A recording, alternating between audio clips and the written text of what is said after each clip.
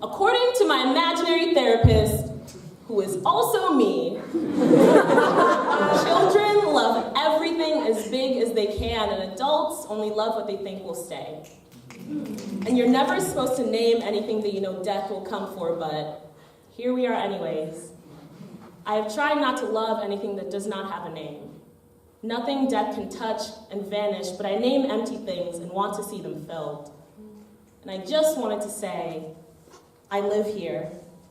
This body, legs like carpet and bristle. I just wanted to say I can't breathe here or anywhere, and I'm always thirsty, never filled. But this body doesn't know the meaning of pieces, can only think of together, like the first time I said my name out loud, and all the women in my blood cried and drank and were filled. All the women who taught me there can be no thirst if you don't give it a name, who have never chosen to name a single thing unless it is safe. So we name no dead thing, and name every living thing after ourselves, all the women whose arms are too big for all this power, all this open love and heartbreak, all the heavy heartbreak.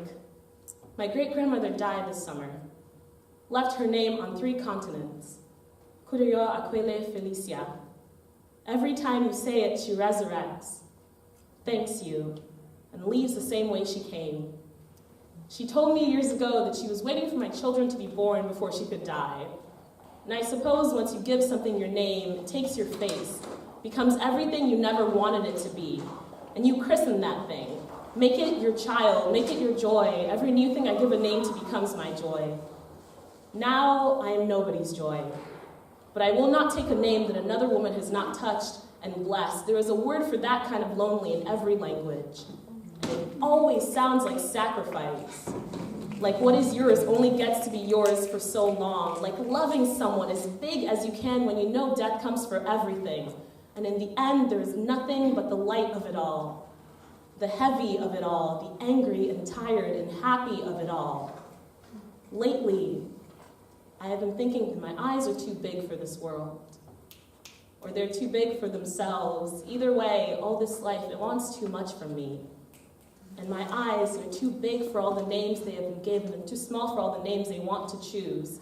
They just want to eat and drink and be filled. And this life, it is too much fear, too much hate and angry and tired and joy. I have no name but the one I choose. For today, I am naming an empty thing, naming a never thing, because this body, arms too big to hold all this open, all this lonely is here, and you don't get to be sick or tired or lonely here. Your lonely means nothing. Your lonely belongs to the women with sharp names who refuse to give themselves easy to the tongue, and when they cut, you bleed just like they want you to, but your blood means nothing in the mouth, too thin, too quick to swallow. My blood is thick with every name I have ever given away, but this one is everlasting. This empty, never thing.